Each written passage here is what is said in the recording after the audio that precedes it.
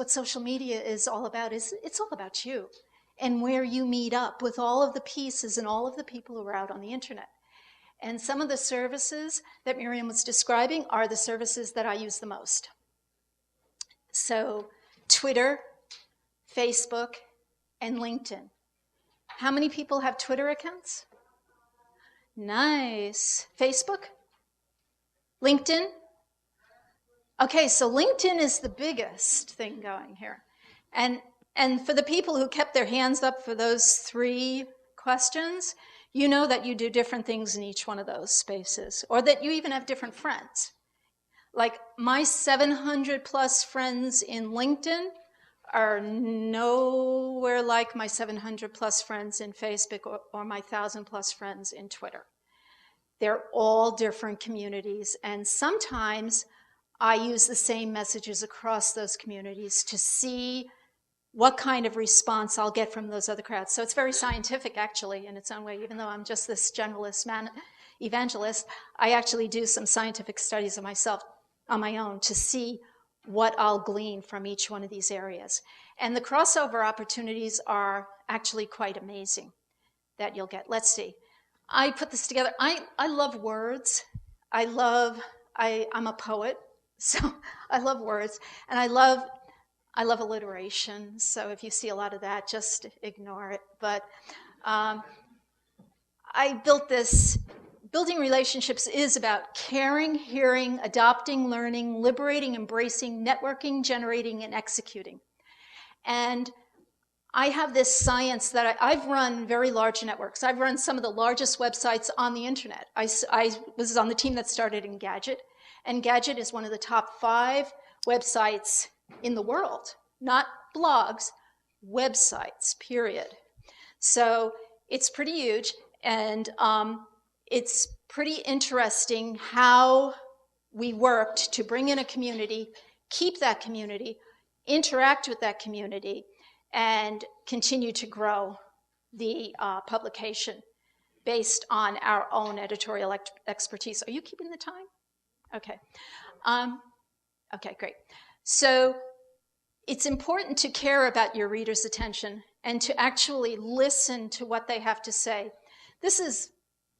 We've said this already about audience associates and affiliates communicating daily on these. And a lot of you are here. I'm amazed at how many people here are actually all happening. She didn't tell me that y'all were going to be this involved. So I thought it was going to be more new news for you. Trust is the biggest thing. We live in interesting times, as we all know. We live in a financial crisis time, and so a lot of people are very nervous, especially freelancers, about where they're going to get their next gig, how it's going to work, how it's going to sustain them. And so what I urge and advise all of my freelance writers, because I have hundreds of freelance writers who write for me now in my current gig too, and all of you should follow me on Twitter, because you could wind up writing for me too. Because I just launched a green publication called Super Eco, and I'm looking for science writers. So if y'all want to write for me, don't be shy. Follow me and just say, at researching. My Twitter ID is researching, the word researching.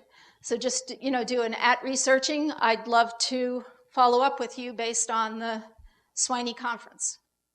And I will write back to you and tell you what opportunities I have in this area.